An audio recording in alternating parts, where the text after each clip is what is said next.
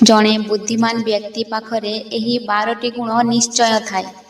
एही संसार रे समस्ते शिक्षित हेई पारंती, किंतु समस्ते बुद्धिमान हेई पारंती नाही।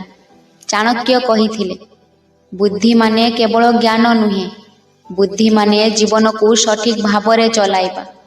आज आमे जानिबा जणे सत्य बुद्धिमान व्यक्ति पाखरे केउ 12टी गुण थाए, जहा तांकु साधारण लोकठारु अलगा करे। प्रथमटी हेला अल्प कथा कहिबा। चाणक्य कहिछंती, बुद्धिमान लोक आवश्यक थिले मात्र कथा कहंती। जेउ लोक सबु बेले कथा कहे, से निजर मूल्य कमाई दिए। नीरवता मध्य गोटिए बड़ बुद्धि। द्वितीय कथाटी हेला शुणिबार अभ्यास। बुद्धिमान लोक प्रथमे शुणंती परे कहंती। मूर्ख लोक प्रथमे कहे परे भावे। जे शुणी पारे से जीवनरु शिखी पारे। तृतीय कथाटी हेला क्रोध उपरे नियंत्रण। चाणक्य नीति कहे, क्रोध बुद्धिर सबुठु बड़ शत्रु।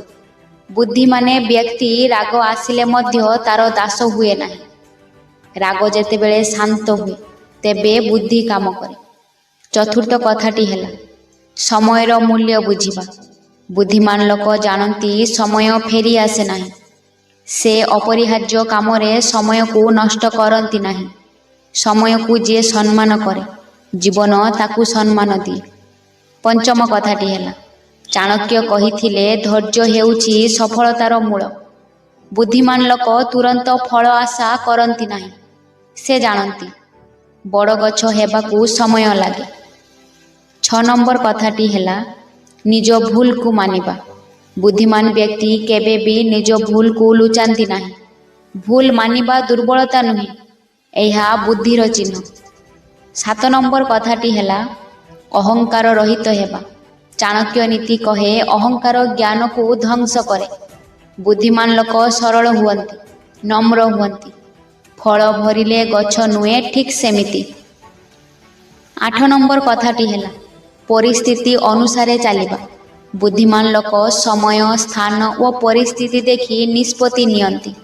से जीत करती नहीं, बुद्धि व्यवहार करती। 9 नंबर कथाटी हेला लोभरु दूरे रहिबा। चाणक्य कहंती, लोभ मनीष को अंध करे।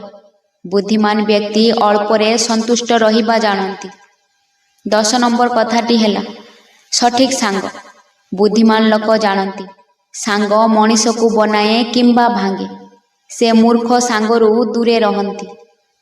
11 नंबर कथाटी हेला भविष्यत पाई प्रस्तुति। बुद्धिमान व्यक्ति आजिरे रही आगामी को भावंती।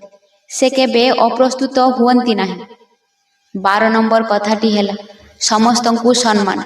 चाणक्य नीति कहे, जे समस्तंकु सम्मान करे सेई सत्य बुद्धिमान। छोट बड़ भेद न रखी से समस्तंकु मनीष भावे देखंती।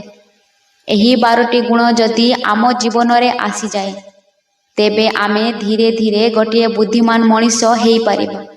चाणक्य कहिथिले, बुद्धि जन्मरु मिले नाही, अनुभवरु मिले। आपण माने मो चैनल रे प्रत्येक दिन किछि ना किछि शिखिबाकू पाइबे। तो फॉलो आउ सब्सक्राइब करिबाकू जमारू भूलंतुनी।